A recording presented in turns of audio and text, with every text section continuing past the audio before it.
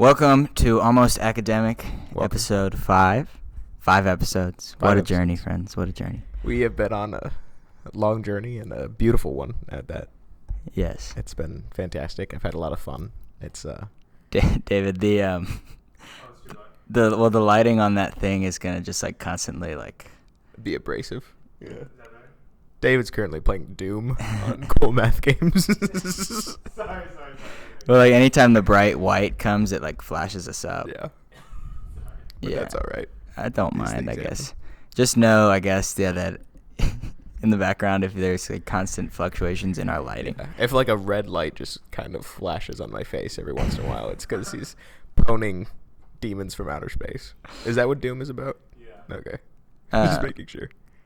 Okay, so we have a little treat for you guys because it's our treat. 5th episode. We honestly didn't expect to get this far. No, we didn't. And so now that we've managed to stay committed to something, semi. And this is look, 5 episodes is a lot of commitment for me, and this is actually a great.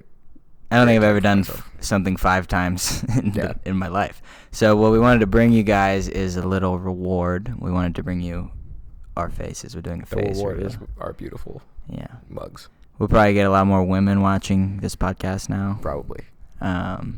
So yeah, that's face reveal. We look how we look. Nice to put a face to the voice, especially the sultry one. The sultry one, yeah. The sultry voice. Okay, what are we going to talk about today? Today, we're talking about carnevale. Carnevale. Yeah. I mean, I don't know. It was. We were talking about it yesterday, and we were like, we should do an episode on carnevale. And, yeah, but we didn't want to talk about. We wanted to do an episode where we dressed up as women. Oh yeah, right. I thought that was the whole thing. Right. But we can abstract about it too. That's true. I thought when you said we should do a carnival episode, and I agreed, I meant you had a different thing in mind. Yeah. I was thinking just like dress like a clown in general, which, that is kind of our theme. That's our like art is like the jesters. Yeah. Right. Almost academic is almost like we are the carnival of podcasting. I think that's where I like to situate myself in the whole medium. Sure. It's just, we're. So here's the thing. Give a little explanation of what carnival. What is a carnival? A carnival. I'm a big etymology guy, which basically just means like you pompous prick. Yeah, basically, which means I'm an asshole and a douchebag. But I like etymology, so carnival comes from carnevale, which is carne, meat, vale, goodbye. So it's like farewell to meat, and it's basically like traditionally in like medieval times, carnevale, that's how you say it in New York. Italian is carnevale. Caitlyn Jenner had herself a bit of a carnival. Yes, she did. In the past few years. Was that just a reference to somebody pissing on her at some point? No, it's a farewell to meat. Oh, yes. Yeah. I don't know. I thought of it while I was hitting my vape, and then I had to. So that's great. It was a little late. I didn't. Yeah, I didn't. It didn't all click in because I always just like whenever you say Jenner, I'm just like wait, like they all sound the same. Like oh no, yeah, Kylie, Caitlyn. Well, Caitlyn is the one that used to be Bruce. Right. Yeah. Which the one I don't know if it was Caitlyn who won the Olympics, but right. That's still up for debate. It's a conversation to have. But Caitlyn. Did she remember he like he I don't fucking know anymore. I'm like, should I don't know. Okay, I'm gonna misgender and I'm gonna properly gender, and we're just gonna be fluid with it, like she wants to be. Like yeah, she very would beautiful. like us to be. But remember they ran for governor of California. I think that happened at some point. That was the thing. Is there an argument to be made that the entire whole fiasco that he, she, they did was a result of losing the governorship of California? No, they did it currently. Oh, not currently, but when everybody was pissed off at Newsom after he became she. Yeah. Interesting. I didn't know that. I don't follow. Yes, she ran as a Republican. That's the best part. That's interesting. Yeah, it is. Yeah. Yeah. Anyways, carnival. So yeah, it was a time when Bruce Jenner cut off her penis.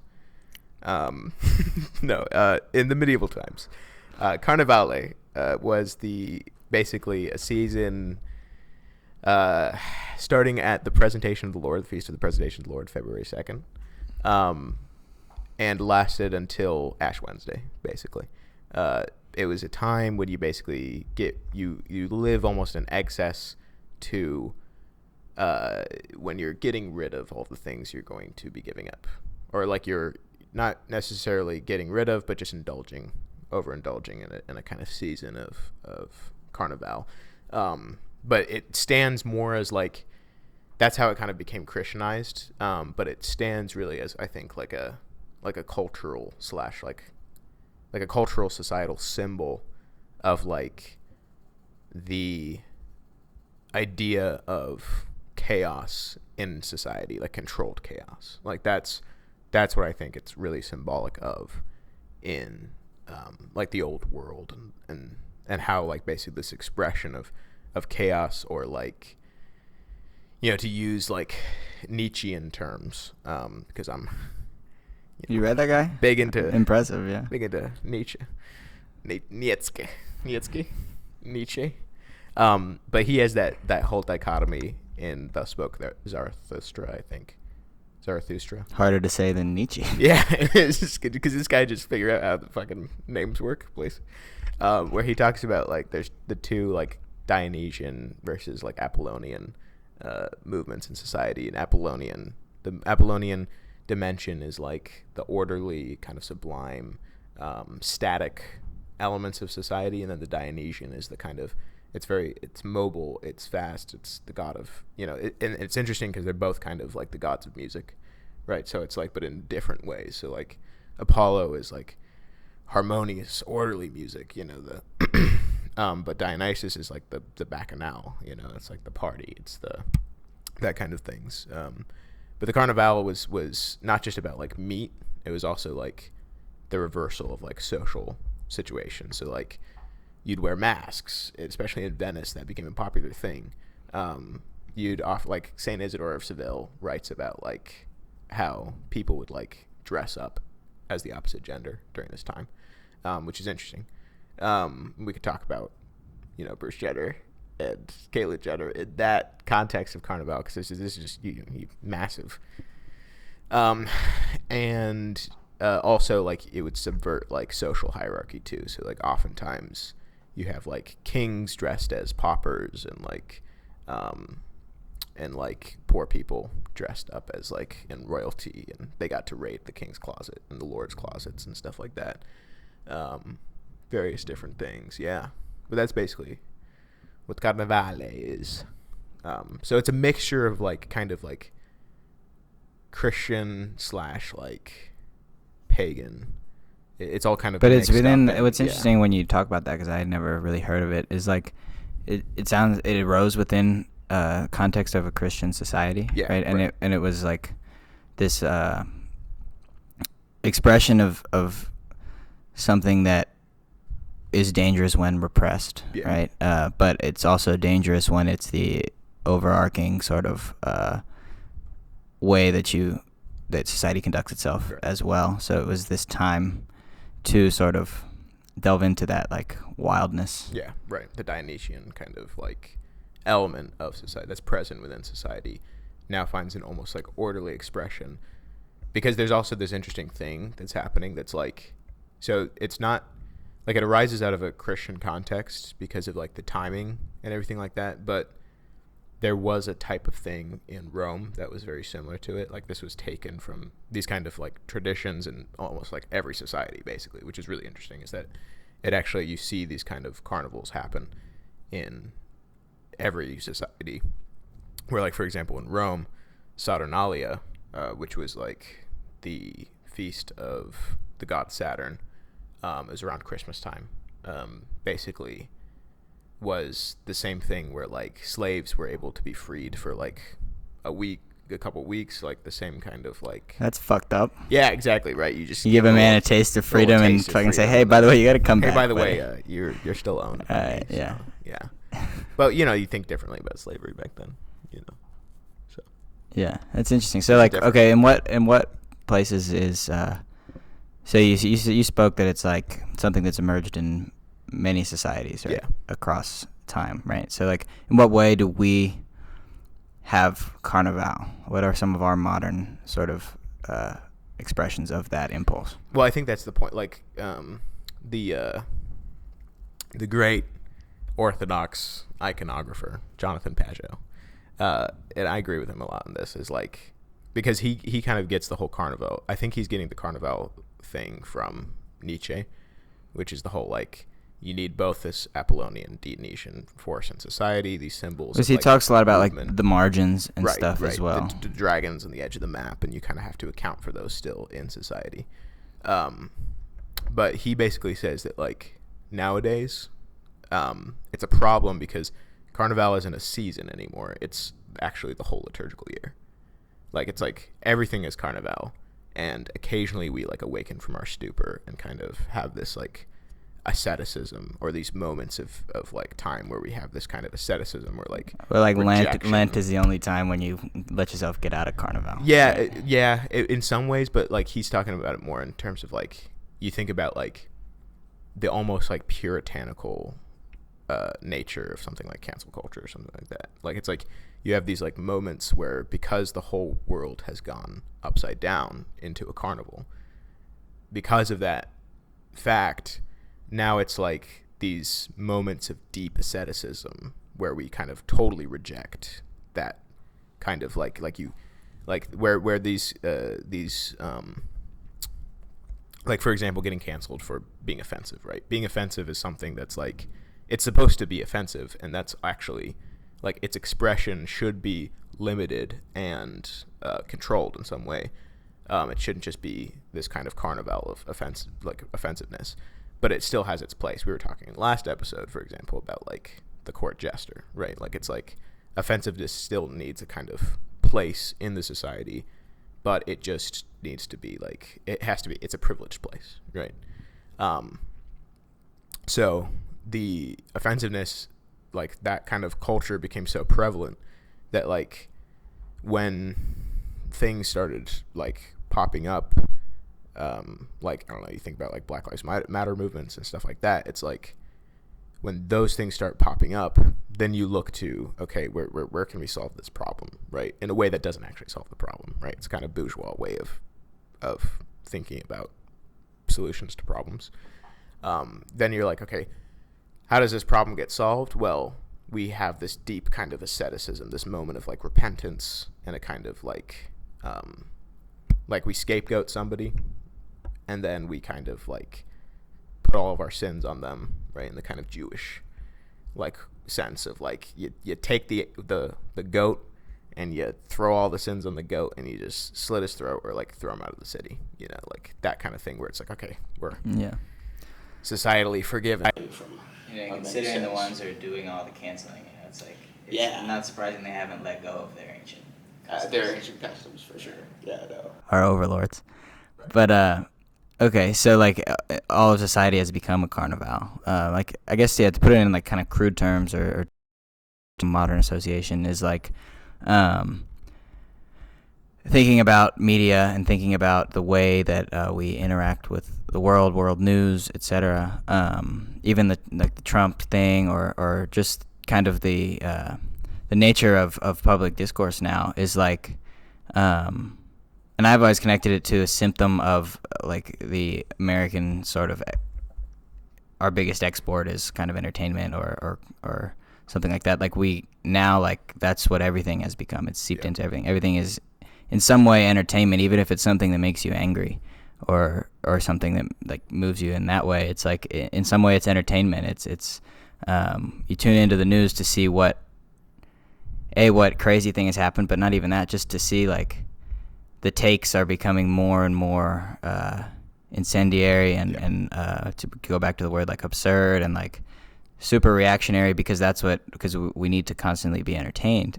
We don't like, something serious is taken and like made fodder for reactionaries in a way that like, because that's the only thing that we'll consume. That's the way that you retain your viewers now, because we always need to be entertained. So as a process of everything becoming a carnival, like you said, of everything being flipped upside down, the symptom is like everything is now some like twisted form of entertainment. Yeah. Else it's like nothing at all. And like Right. anything that's a call to like serious reflection or asceticism, like you said, it really has no place. Yeah. Because we're addicted to entertainment. Yeah.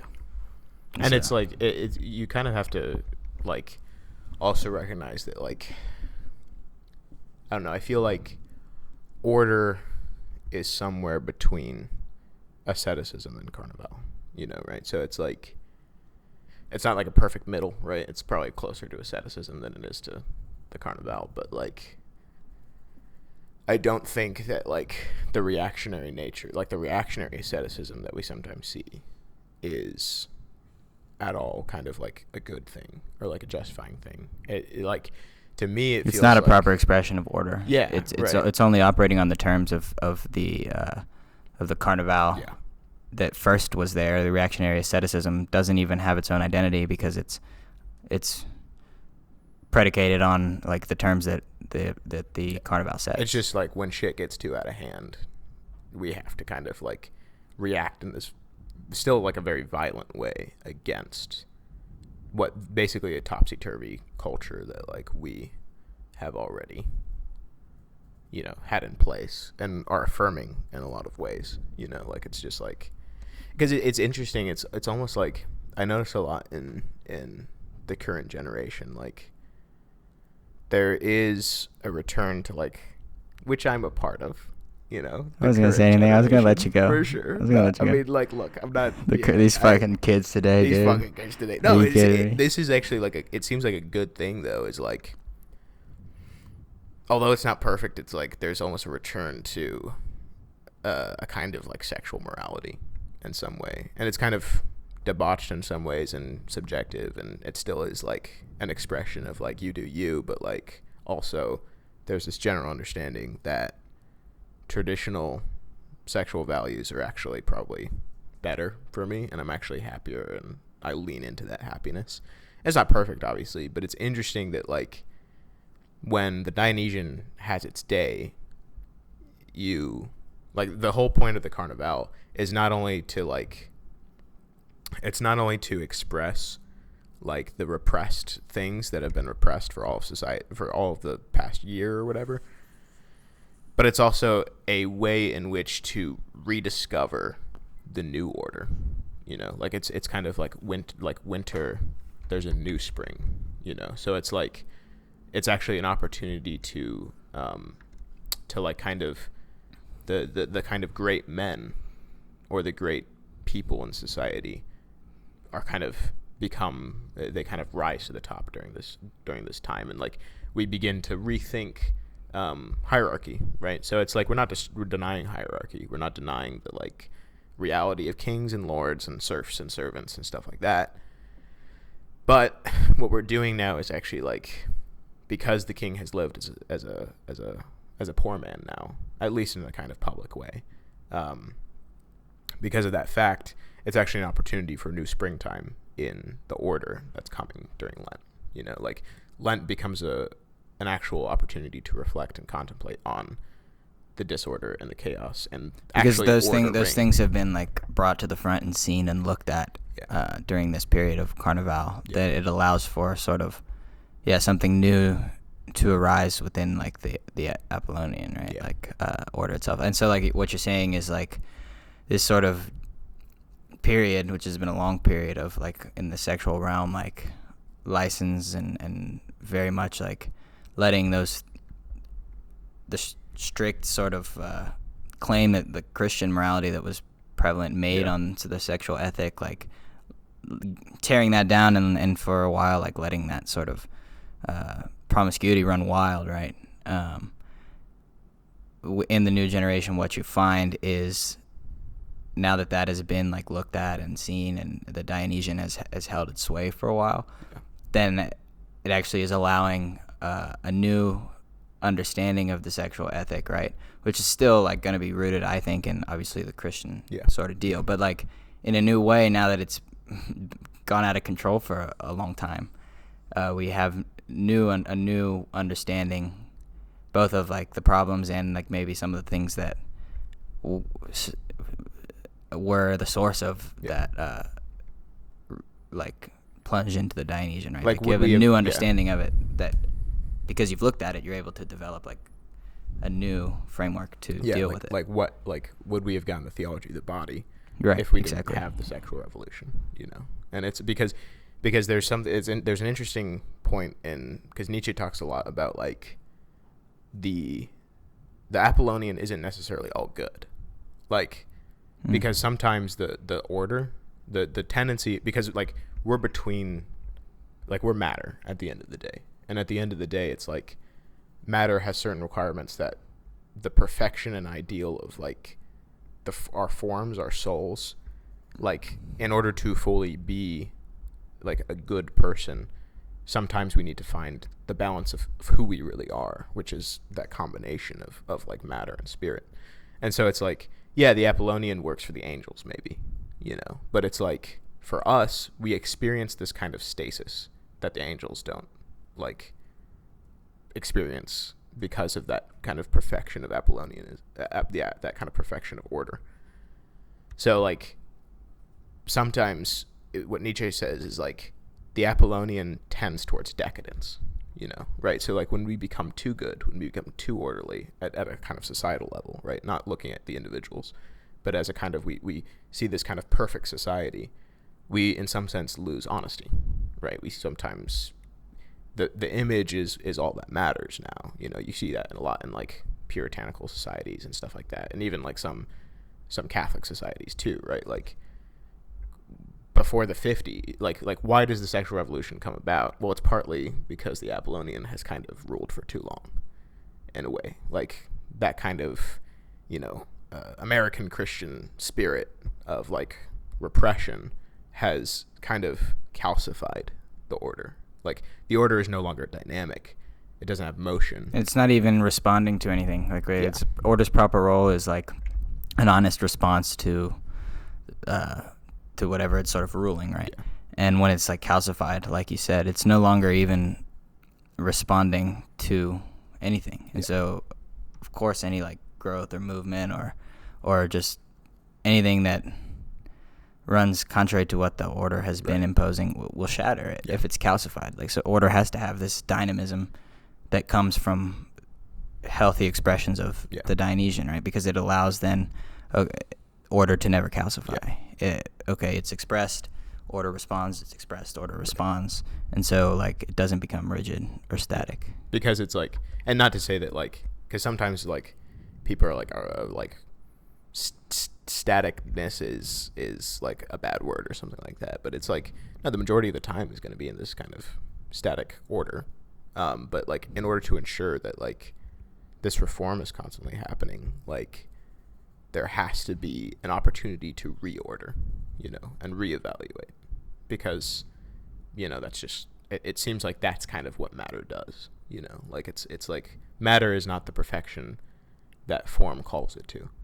And so it has this strange thing where it has to move constantly. Like motion is one of the things that defines matter. And so it's like, because of that fact, it's like, well, we actually can't just exist in this kind of eternal play in this life, like we can't, like that's not something that we really do, like or even not even just in this life. I mean, obviously the Dionysian will be perfectly,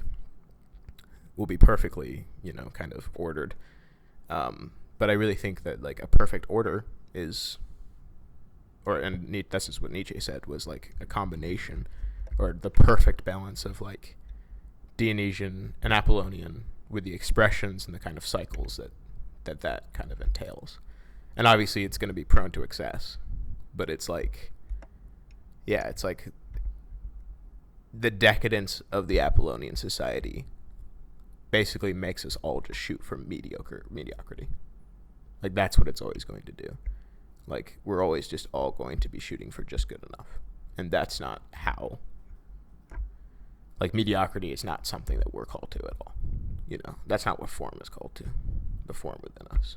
And so it's like, is in some way the Dionysian a driving force of healthy ambition? Yeah, I mean, healthy ambition, right? Because it's reorder, like healthy ambition is always going to be a drive for a reordering, like a reordering of like not just my own life, but the society's life, right? Like my ambition, like I notice, like for example, like in Middle Ages, right? The serf suddenly with this experience suddenly has this drive to like to become something more than what they are, because like there's this mentality that I think we get into a lot of times where it's like a slave mentality, and I mean this in the medieval sense, right? So in medieval times, like medieval morality, right? Because wade in the water. Anyways, it's the sometimes I get into that kind of mentality. Right, for sure. Yeah. And that's when, the when my job has me, mopping the floors and stuff. I'm saying, when I went down to the river to. No, but it's like, fuck. The slave mentality versus the mentality of the free man. Yeah, right? That's what it's, and I want to clarify what this really means is that like, to be a slave essentially, it's always a product of like bad things and like the fall, obviously, but like moving, like if we're taking chattel like slavery where we just think that we actually own the person out of the conversation, out of the question, to avoid that like misunderstanding. If we take that out of the question, then it's like what a slave is essentially is just like a wage laborer, right? Like somebody who, you own their labor. Yeah, you own their labor, which means that like you're like your ends, the things that you put yourself towards are not your own, they're somebody else's. Like somebody else is directing your life is what a slave means. And so like a slave morality always has a capping point that is going to stop us from becoming fully of what we are, like the realization of full form.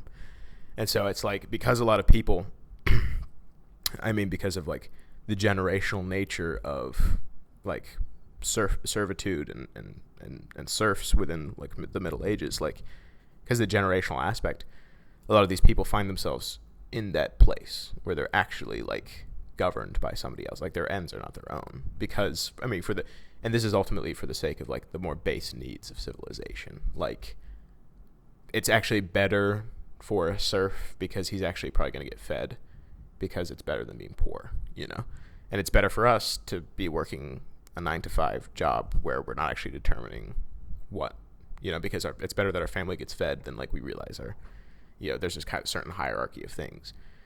But it's like the ambition of like that the carnevale brings into that introduces a mobile kind of force because of the topsy-turvy nature, right? Yeah. So like serfs for a period live like kings in some way, and what that does is awakens some impulse towards like greater freedom in some way, or greater sense of self. Yeah, because it's like it's not just, you're not just taking on the like benefits of kingliness. Like during those times, actually, like certain people actually ruled during that time, and so that also took on certain responsibilities too.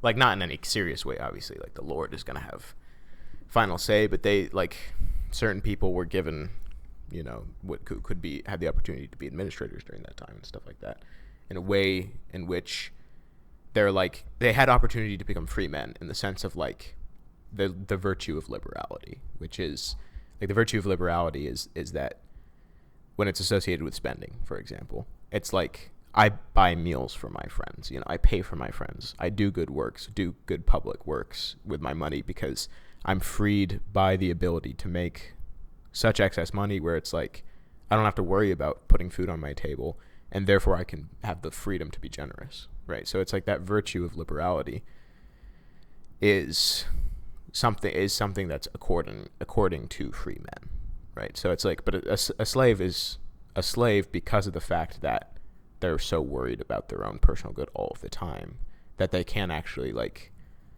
attune any kind of responsibility for their own ends. They have to kind of subordinate it to another person because purely to stay alive.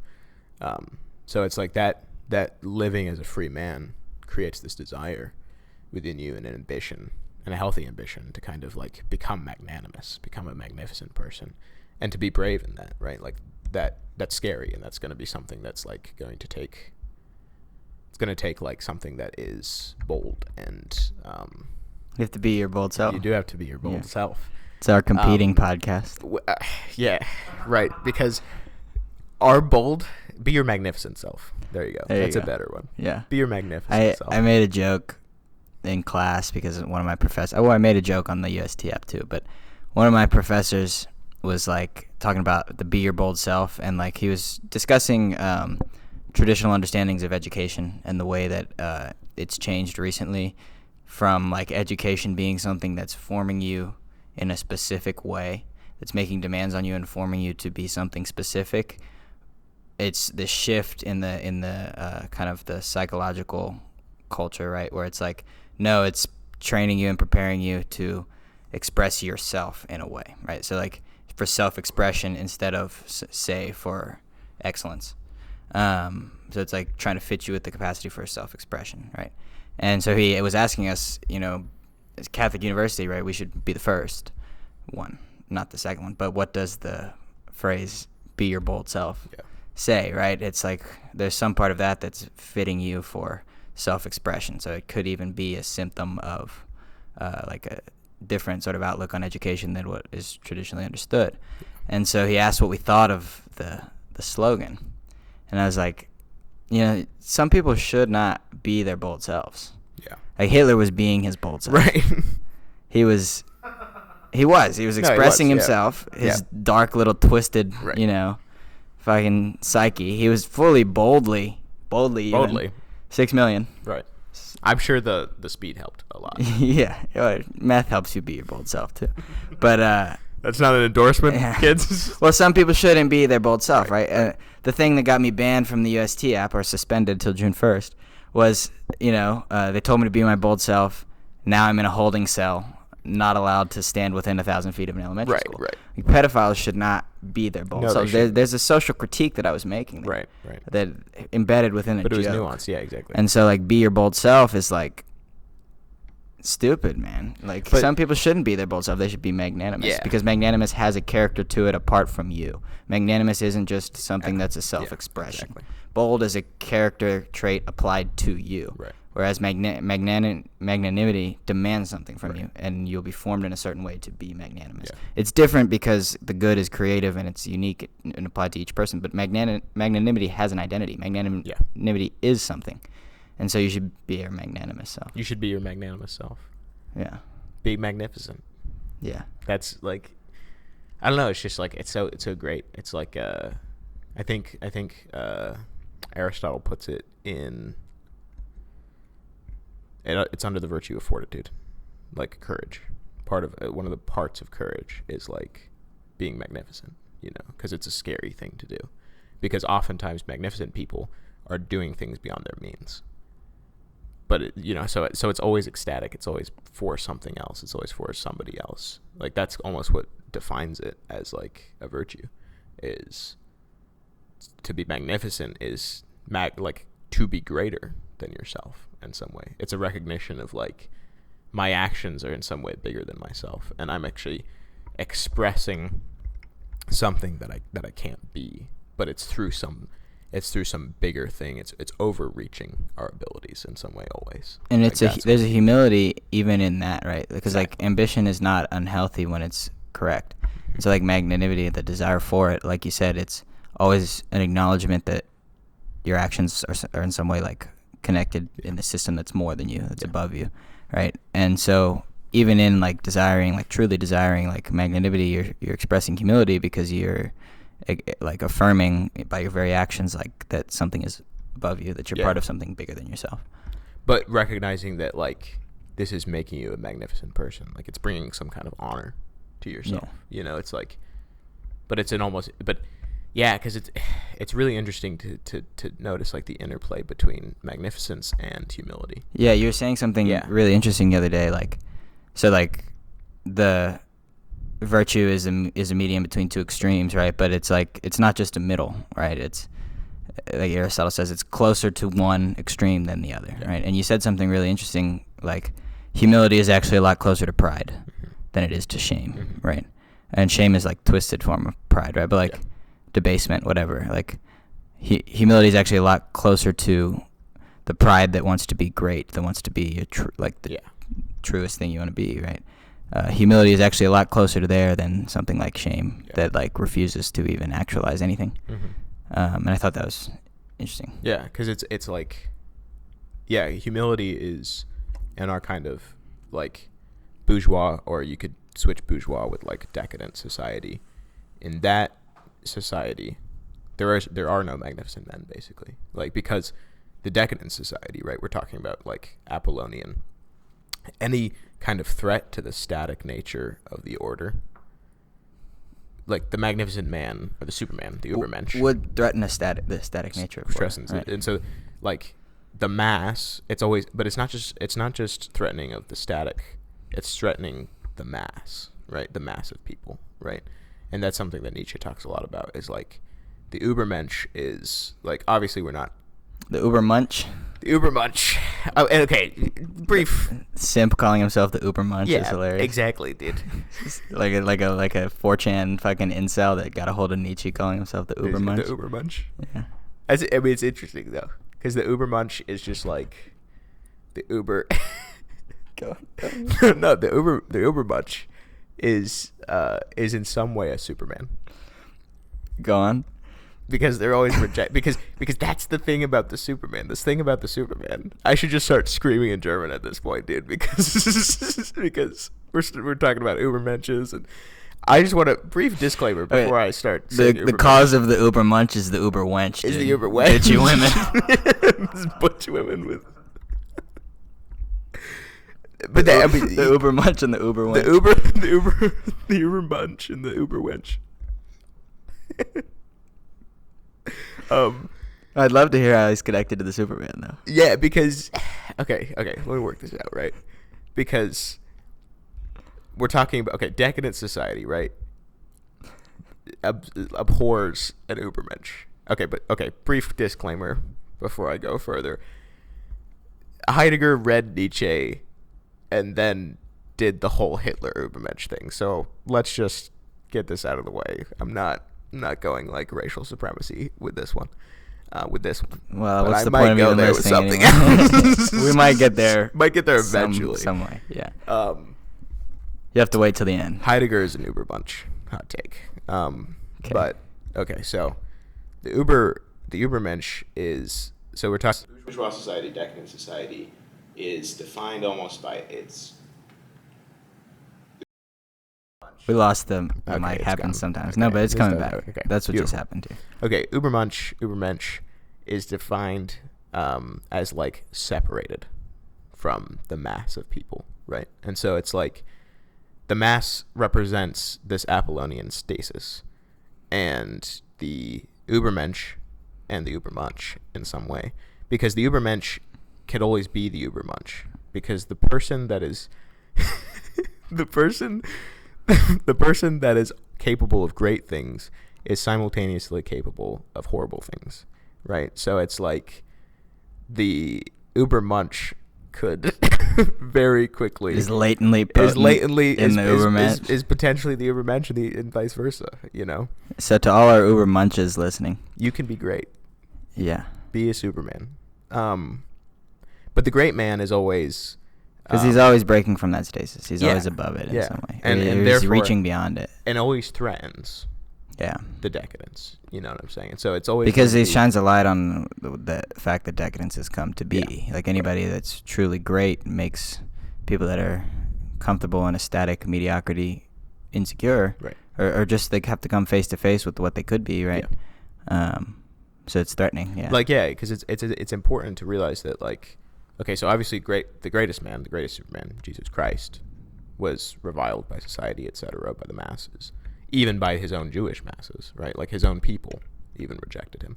Not just the threat to the Roman Empire that he was, but like the threat to the Jewish people, right? Because he made the decadence of the Pharisees. The decadence of the Pharisees is critique, yeah. He shone a light on it because like they didn't follow the substance or the heart of the law. They followed the decadent sort of calcification of the Mosaic law, right? Into like just hyper sort of you tithe mint and cumin or whatever, but you don't follow the weightier matters. So like his greatness, his magnanimity, shone a light on the calcified, like sort of decadent condition that the Jewish society had become. Yeah, but also never rejecting it wholesale. So that's the other kind of right. Like the ubermensch is someone that like still always has the humility in the kind of lowering of self, in that sense of it, where it's like they're always able to lower themselves by accepting in some way their place within the cosmos of the masses, but always seeking the magnificence which is above it all, and simultaneously accepting the necessary shame that will come with that. Like the only great men are dead men. Like the only great men are the ones that we recognize far after they've lived, because we would have rejected them when they lived, because they call us above mediocrity. And so it's like, but even past Christ, you have like every point within the church, like great reformers are persecuted by the church oftentimes, because in some way, like the stasis that the church sometimes finds itself requires that Dionysian impulse of the mobilization of sometimes drastic, scandalous things to basically like shake them out of it. I mean, St. Francis of Assisi is like the most kind of scandalous example of this, right? Like, and then eventually like his order almost goes to the extremes of the Dionysian and well, even like the like reform of the seminary. Yeah, right? yeah. When it becomes like very scandalously clear that it's producing pedophiles, right? in a concerningly high abundance, Yeah, right. Something has gone deeply wrong in seminary formation, and it takes that scandal to evoke then the necessary conditions for change. Yeah, and it's not like, it's obviously not, and it gives you something new, a new paradigm to reform along, because the very issue itself is something that needs to be addressed in a new way in seminary formation, and almost be hyper focused. Yeah, in some way. Yeah, and yeah, you kind of have to recognize like, well, why is this like you can almost put the church right next to the society at large and the culture, and say, well, why is this like kind of this mass pedophilia thing that we have amongst like the elites sometimes like why is it showing itself in this decadent society? Like that's really the kind of like, I think in my own head, like when I think about the sexual abuse crisis in the church, it's like, I think it's interesting to put it alongside the general sexual abuse crisis that we're having in like the world, right? And like, what does that have to do with living in a decadent society where like this kind of perversion? Well, because expression. Sexuality is the source of vitality. It's the source that's supposed to be like the thing that's like brings you closest to heaven, right? Yeah. This deepest intimacy, this deepest union with another, this exciting thing, this thing where like your fullest, deepest parts of yourself find expression in a safe and intimate way, right? Yeah. And in a decadent society, when people are no longer even like approaching that sort of real fulfillment, right. Then of course these sexual habits, in many ways, I mean, obviously the most extreme is that the sexual abuse sort of thing, but like in many, even just the kind of like the promiscuity, right, is like, of course the thing that is like most corrupted in a decadent society is the thing that like provides the most meaning, right? Yeah. Because it's a symptom of the decadence to cannibalize the things that provide meaning. Right. Yeah, cannibalization. That's a really good word, because it's like you recognize, you take the most sacred thing, which like is the body, and then you just kind of like eat it. You desacralize it, because it symbolizes like an ultimate point of meaning where that requires veneration, and then you just kind of destroy it. Like this, the things that require the most veneration, the innocence of children, the body, like all of these things become opportunities of like destruction, right? But within, it's interesting because it's like the repression of sexuality in general is almost like like I find, like we were talking about McCarrick the other day, and like how he was the one who like was putting up more and more like regulations against sexual abuse, and it's like it's almost as if it's the sick like fantasy where it's like, yeah, I know how to work the system, but I want more of this repression, so it almost like feels more desacralized, you know, and it's like really dark. It's yeah. Well, like it's a reverse image of not even a reverse image, but like a severely impoverished image of, in a way, the Eucharist is it's both the most sacred thing, but it's also a desacralization, like what you said after cannibalization, right? You take the thing that is the most sacred and you eat it, right? It's like, in some way, like that's exactly what the Eucharist is, right? It's like the thing that's most sacred is desacralized to like you eat it in an intimate way, and so like there's a healthy way even for that impulse, like in some way that's like, well, I guess if like that would be if you consider intimacy a kind of like desacralization of, I don't know, because it's like for the example of the Eucharist, it's like, well, I guess when I'm thinking like, sacred, I'm thinking above, beyond, untouchable, like, venerable. It no longer becomes set apart; it becomes an object of intimacy. Yeah.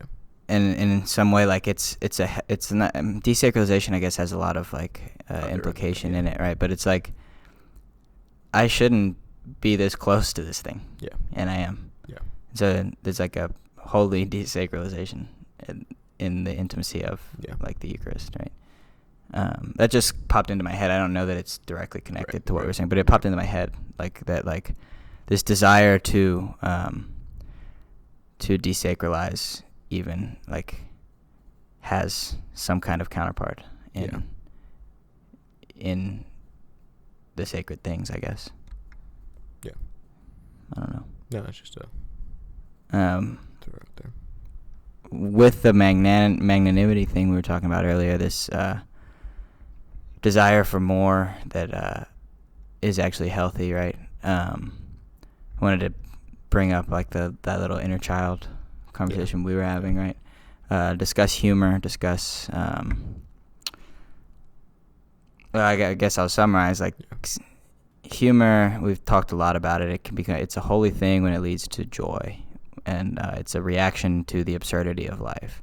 And but in what way does humor, cynicism, become something that prevents you from actually interacting with reality and actually experiencing things in a full way and actually being able to desire, right? So like something that like I abhor is this naivete,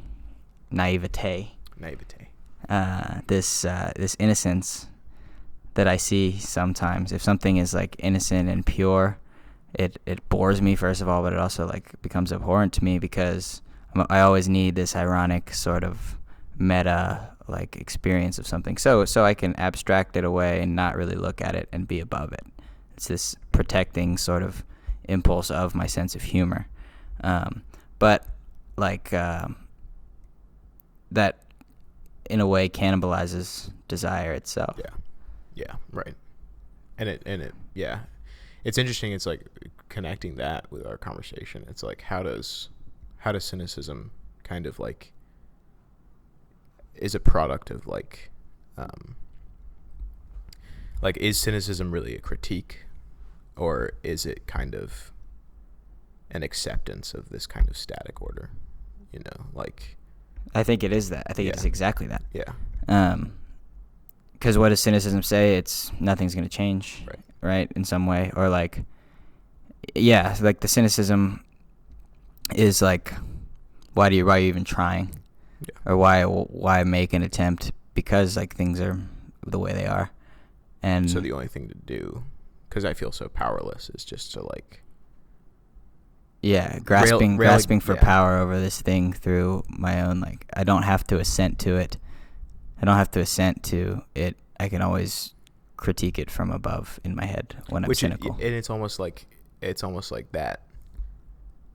it's almost like cynicism is such a... Because like wanting to change something right. is not assent to it either. Yeah. I mean, it's a deep acceptance Right. of the situation, but wanting to change something isn't an acceptance of it. But cynicism is the opposite of that. Yeah. Cynicism is like, I don't want to accept it, but I feel powerless, or I don't have the courage in some way to like really look at this thing and change it. So I resign myself to this sort of bitter and cold aloofness from it as a form of protection. Yeah. When really in the long run, the most psychologically and spiritually healthy thing to do is to desire to change.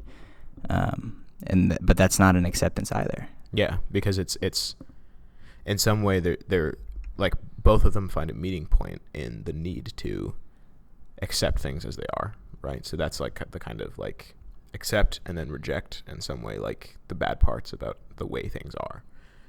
But then like cynicism grasps at a sense of completion in that recognition through just kind of like a kind of an incomplete assessment of it or critique. It's just kind of either to like garner a laugh, garner some kind of like, well, you know, almost a pushing away of like responsibility towards the change. And it's not the sign of like a magnanimous person or a magnificent person, like, because it seems like, yeah, humor leading to joy is such a magnificent thing because it's bravery in some way.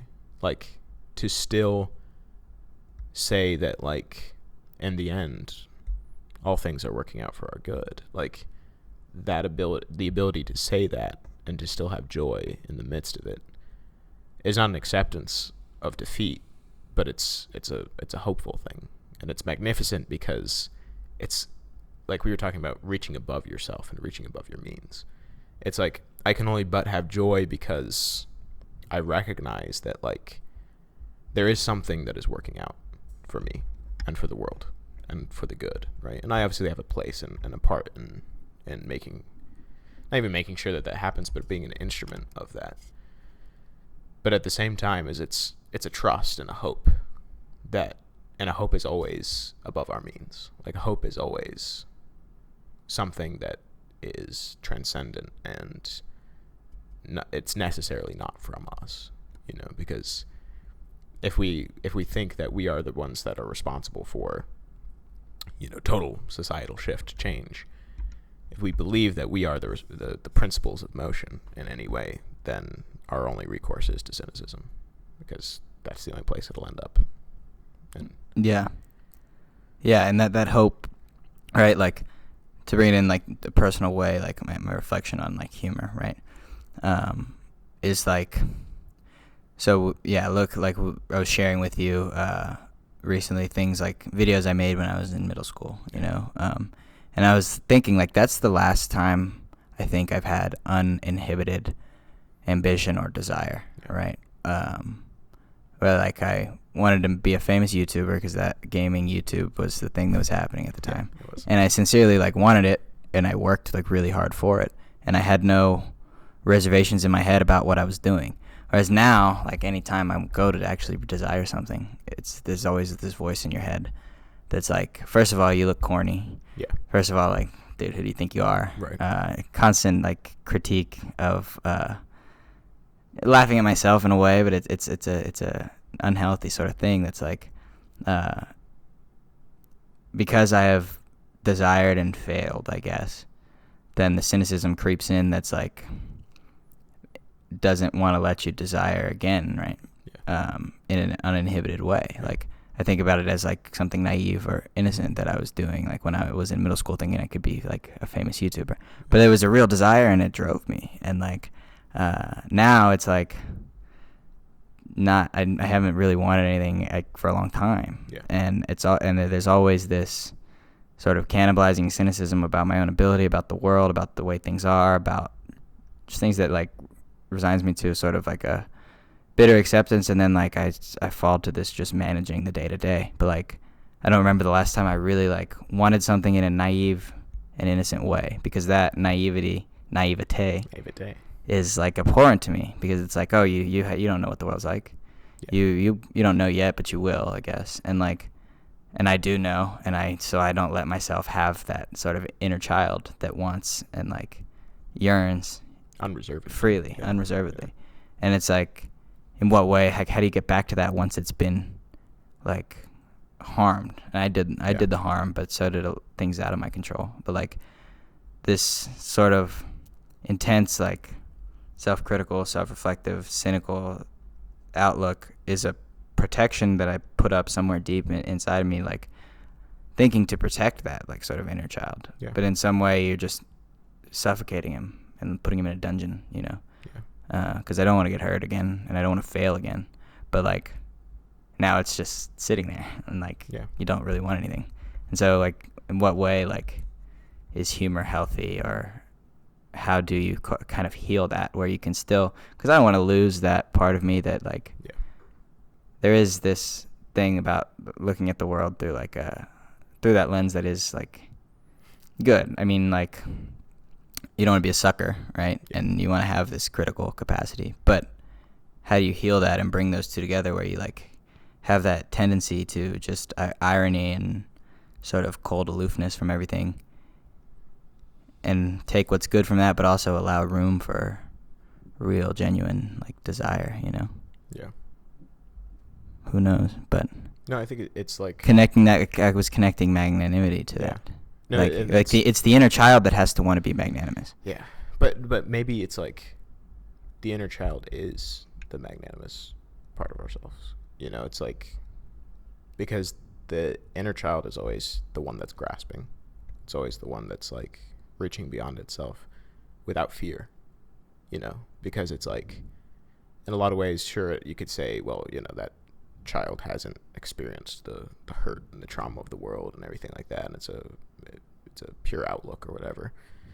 But it's like the kind of pure innocent inner child is like, and that's interesting because it's like the magnificent ubermensch is at the same time has to be the weak child, you know, the one that's like, it's only in that situation, in that place of like complete vulnerability, of complete openness to harm, that we find true courage, you know, like true fortitude is when we actually don't rely on ourselves in any way, when we actually become children, you know, like it's like children are the most courageous of us all, and like without even knowing it in a way, because they're living life, you could say, okay, free of knowledge of consequences and stuff like that.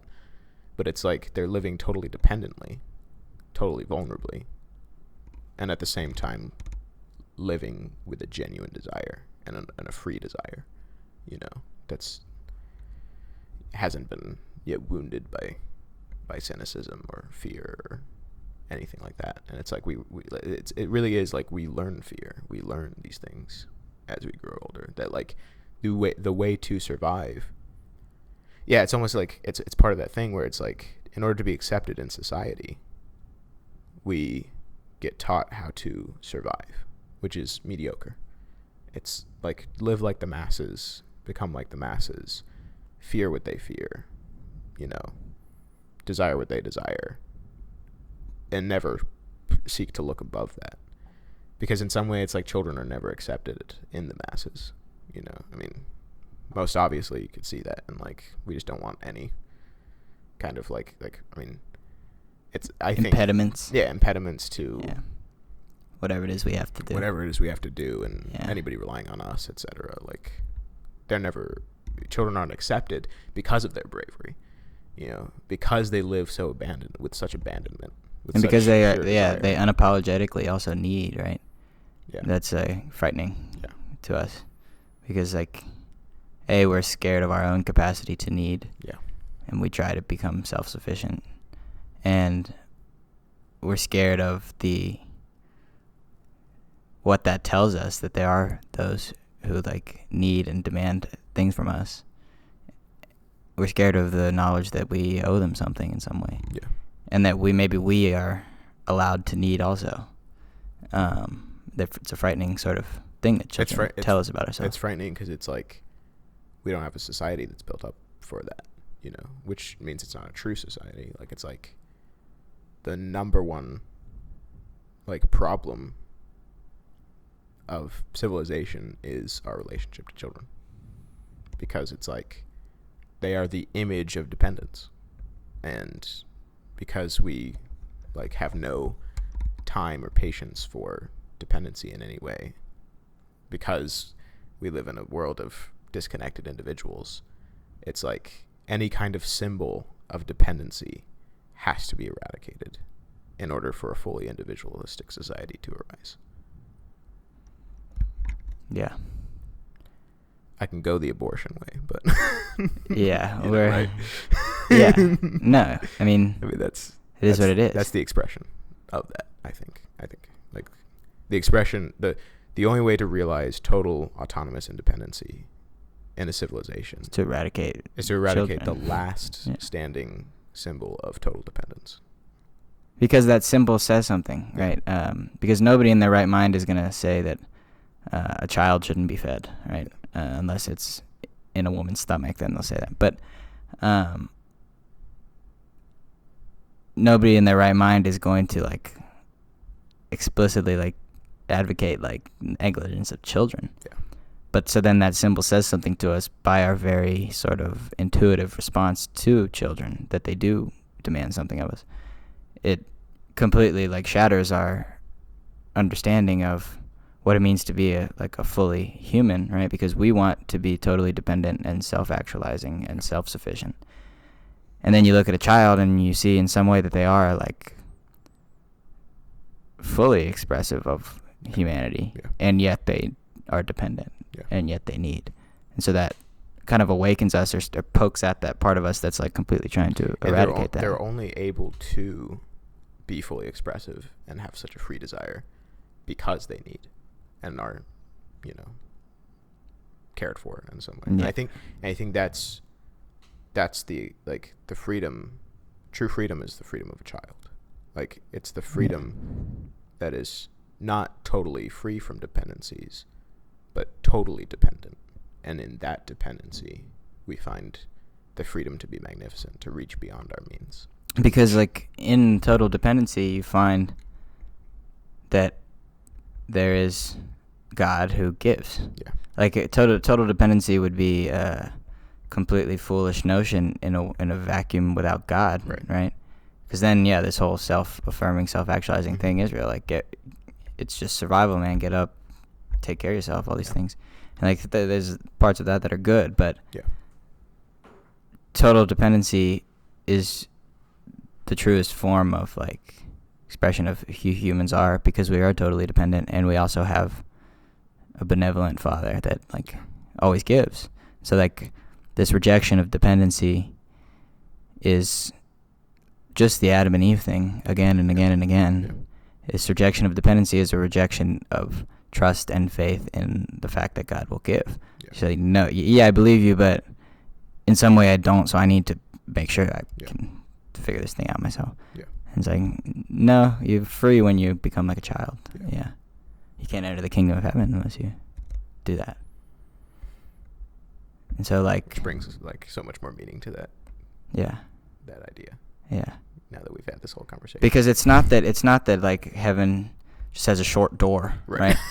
It's like what Jesus said, the way was small. the very capacity to receive what God wants to give is contingent upon dependency, contingent upon faith and trust. Like it's not that he just like, it's not letting adults in, but it's like, no, you can't. You actually just can't have it. It's like a precondition for a relationship with God is the recognition of dependency on him. So you have to be like, it's not like this is how I want it. It's like you literally just have to become that way. Or else it's not like the divine life can't be within you, because the divine life is always a gift of itself upon you who's totally dependent on it. So it can't exist within you unless you become like a child. So then maybe we can like close with like to bring all the conversations together, a question of like, okay, if we live in this like carnival world, what about that carnival world is like what about the carnival world? How is that making us less dependent? or where we no longer have the opportunity to learn dependency? Because when order is healthy, not static or calcified, but when order is something that is calling people towards the good in a real way, then that's something that you can be dependent on in some way, right? Like the lie in a decadent society, the reason a decadent society calls you to mediocrity is that you're trusting in this calcified thing, and it's always going to be futile because it's like, okay, yeah, I can just be the mass, and I have this sort of calcified Confidence, order that's going to provide for me until it doesn't, right? But in a system of order that's like genuinely making room and calling you for the good, you can be dependent on it in a real way because it's built to bring you to where you need to go, and it's an expression of the divine, right? Like order should in a real way be that. Yeah. And so this Dionysian sort of carnevale society is a rejection of dependency because what's at the source of it, right, is this self-affirmation, this expression of self in ways that are because we're not complete or whole, and because we're all very wounded. Anytime you make your God self-expression, of course it's going to be carnevale. Of course it's going to be this upside down sort of absurd thing, because that's when we allow, without finding our identity in God, when we allow self-expression to become the thing that's the pinnacle for us, what we express is odd and wrong, like in a deep way. Because we have nothing, we have no order to learn from. Yeah. And so it's denial of dependency because we are sort of saying that we don't need order to call us to anything. What we need is the freedom to express what we already are. Yeah. Which is like, there's something that requires that in a healthy society, right? Like obviously that's like, there seems to be some benefit to the expression of that, but in very short spurts, almost like in explosions, like little explosions of this expression that's ultimately couched within a order, but it's for the good of the order, and when you just turn it upside down, then the explosion doesn't make any sense anymore. Well, and then it's like what you said, spurts of order. Yeah. Instead of the Dionysian being the thing that is an explosion, it's the Apollonian exploding in response. Right. And it's always create tyranny. But the Apollonian, because the Apollonian is always reactionary. Yeah. In a totally topsy-turvy world. Like in the Dionysian, where the majority of time is Dionysian and Carnival, because we've never learned from an established order, any explosion of Apollonian can only ever be tyrannical, because it's still always an expression of everything is ordered according to how I see things. Well, and like if order is this thing that's supposed to call you and give you form and like bring you to greatness, right? When it's not that, when it's in this role that it's in now, order isn't calling to something, order is responding to something and trying to form. It's responding to the Dionysian and trying to form it in a way that's Apollonian, right? Yeah. Like that's a response. Order is not that. True order is something creative. It is the true original. Order calls you to goodness. It doesn't respond to something subversive and like force itself upon it. No, subversive exists within the order in a way to like shape the order. Right. Order doesn't exist to shape the subversive. The subversive exists to shape the order in some healthy way. Yeah. Challenge it in a healthy way. I'm good with that. Yeah. I hope we look nice. I hope we did. Yeah. Yeah. We'll stare at the camera for a little bit. We will. We'll just look. David, come get on camera, big play. Come on, brother.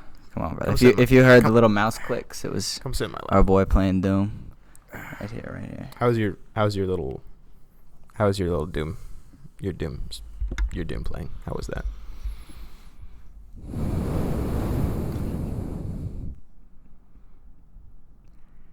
I was killing the aliens.